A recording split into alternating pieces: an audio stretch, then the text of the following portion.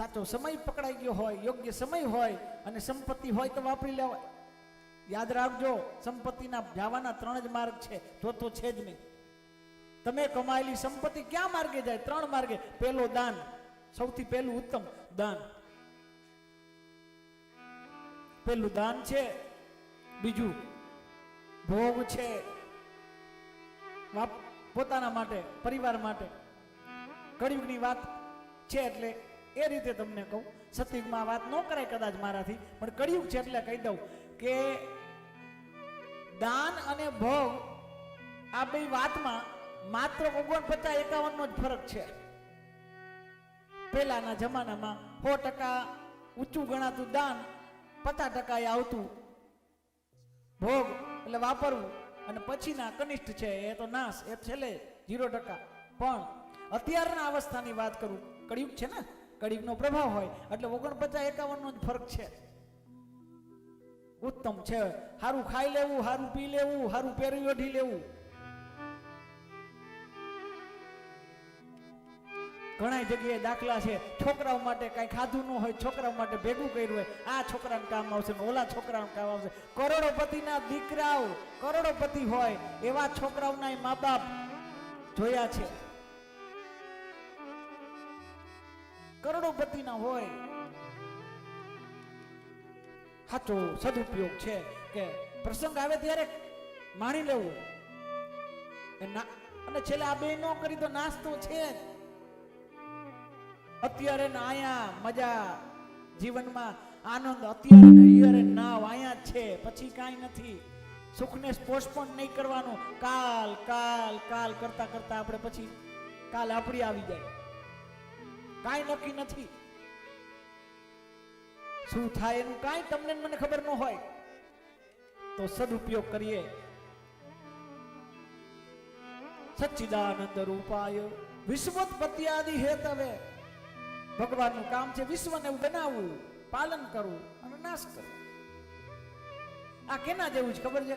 એ ઓલા છોકરાઓ છે ને, નદી કિનારે, દરિયા કિનારે જાય ને એટલે મા બાપ એના છોકરાઓને લઈ જાય આંગળી પકડીને દરિયા કિનારે, અને પછી 2-3 છોકરા હોય ને એ પછી રેતી ભેગી કરે, અને રેતી ભેગી કરે પછી એક મોટું એવો એનો કૂબો બનાવે, મકાન બનાવે. પછી એમાં હાથેથી રેતી કાઢતા કાઢતા એમાં રૂમ બનાવે, અને પછી અંદર અંદર કે આ મારો રૂમ, આ તારો રૂમ, આવું છોકરાઓ કહેતા હોય. પછી એકાદું છોકરું તોફાની નીકળે ને, ઓલાનો બાજુવાળાનો રૂમ તોડી નાખે, ભાઈનો રૂમ તોડી નાખે. ઓલો છોકરું રોતા રોતા બાપ પાસે જાય કે ભાઈ અમારું તોડી નાખ્યું, ભાઈ અમારું તોડી નાખ્યું. સમજુ બાપ હોય ને, કાંઈ વાંધો નહીં દીકરા, ચિંતા ન કર, હાલ હું આવું તારી પાસે. ભાઈએ તોડી નાખ્યું ને, કાંઈ વાંધો નહીં, રાખ. પછી બાપ એમ કે જો અહીંયા હું તને શીખડાવું, તારા પગ રાખ. પછી ઓલો છોકરો પગ રાખે. પછી બાપ રેતી ભેગી કરી કરી કરી કરીને મોટું ઓલો હોય ને એના કરતા, ઓલા ભાઈનું હોય ને એના કરતા મોટું મકાન બનાવે. પછી બાપ એમ કે ધીમેકથી મારા વાલા, ધીમેકથી આ પગ લઈ લે. છોકરો રાજી થઈ જાય, એ કે ભાઈ કરતા મારું મોટું થઈ ગયું, ભાઈ કરતા મારું મોટું થઈ ગયું. આ જ છે જીવનમાં. તમને ને મને આંગળી પકડીને પરમાત્માએ રમવા લઈ આવ્યા છે દરિયા કિનારે. સંસાર સરોવર છે ને, દરિયા કિનારે તમને ને મને. એમાં આપણે રેતીના, આ બધા રેતી જ છે ને, આપણા મકાનો રેતીના જ છે. કોકે આ લઈ લીધું, કોકે ઓલું લઈ લીધું, કોકે પાડી નાખ્યું, કોકે લઈ લીધું, કોકે જૂટવી નાખ્યું. અંદરો અંદર ભાઈ બાંધતા હોય. પછી ફરિયાદ કરી બાપ પાસે ને ભગવાન પાસે જાય, મારા ભાઈએ લઈ લીધું, મારા ભાઈએ લઈ લીધું. પછી ઓલો પરમાત્મા કે તું ડાયો છો ને, બજાય નહીં, કાંઈ વાંધો નહીં, એને એનું મુબારક, આલું તને બનાવી દો. પછી પરમાત્મા આપણી હારે હોય ને, જેને પ્રાર્થના કરી એની હારે હોય ને, પછી એનું નાનું મકાન હોય ને એના કરતાં મોટું બનાવી દે. એનું ધ્યાન રાખે પછી. અને પછી થાય શું ખબર છે? ઈ રમતા રમતા રમતા રમતા રમતા પછી સાંજ વેળા થાય, રાતનો સમય થાય, ઘરે જવાનું થાય ને, તો જે મકાન મોટું બનાવ્યું હોય ને એની જ ઉપર કૂદકા મારીને એ જ છોકરા મકાન તોડી નાખે. આ બધી ગુઢ વાતું છે, સમજાય એને જ નકર ઉપરથી થાય. તો વિશ્વોત્પત્યાદિ હેતવે તાપત્રય વિનાશાય, ભગવાન ત્રણ તાપને હરે છે, આધિદેવિક, આધિભૌતિક અને આધ્યાત્મિક. ભગવાન ત્રણ તાપને હરે છે. કયા કયા? આધિદેવિક, આધિભૌતિક અને આધ્યાત્મિક. આ તમને ત્રણ નો સમજાય તો હાવ ગુજરાતીમાં કહું, હાવ હેલી છે.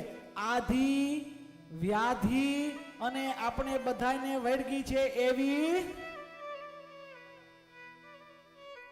ઉપાધિ.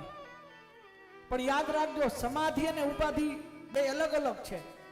જ્યાં સમાધિ લાગે પછી કોઈ પ્રકારની ઉપાધિ ન હોય, અને એક ફેરે ઉપાધિ હોય પછી એને કોઈ સમાધિ ન લાગે.